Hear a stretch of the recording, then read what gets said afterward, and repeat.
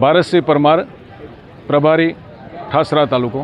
આજે આગરવા ખાતે મીટિંગનું આયોજન હતું અને ભાજપમાંથી કેટલા લોકો આજે કોંગ્રેસમાં જોડાયા?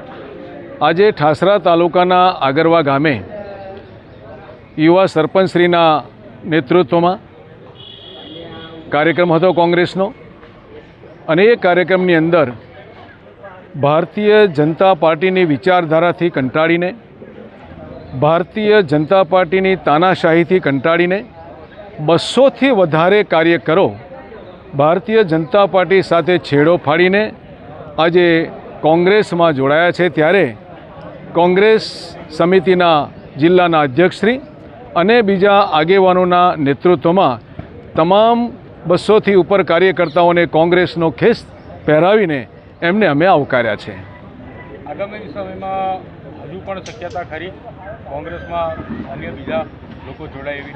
સમગ્ર ખેડા જિલ્લાની અંદર અને ઠાસરા તાલુકાની અંદર પણ કોંગ્રેસનું એક સરસ મજાનું વાતાવરણ ઊભું થાય છે કે અનેક કાર્યકરો કોંગ્રેસમાં જોડાવાના છે, અને કોંગ્રેસે નક્કી કર્યું છે કે કોંગ્રેસ પક્ષમાં જે ઉમેદવારને ઉમેદવારી કરવી હોય અને ગામ લોકો જેને નક્કી કરે કે ભાઈ આ અમારા ગમતા ઉમેદવાર છે, કોંગ્રેસની વિચારધારા સાથે રહીને કામ કરે એવા વ્યક્તિ છે, એને અમે સહર્ષ આવકારીએ છીએ, અને હજુ પણ ઘણા લોકો કાર્યકર્તાઓ કોંગ્રેસમાં જોડાવાના છે।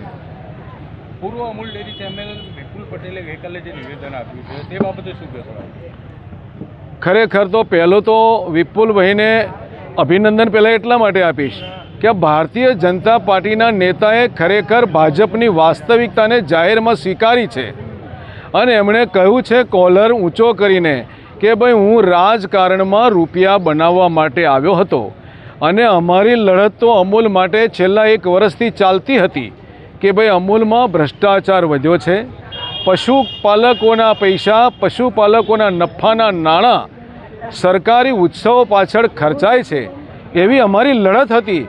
અને ગઈકાલે જે વિપુલભાઈ જે બોલ્યા છે જાહેરમાં, એનું પ્રમાણ મળી ગયું છે કે ખરેખર અમે જે આંદોલન કર્યું હતું અને બોલતા હતા, વાત કરતા હતા, એ ખરેખર સાચી વાત છે।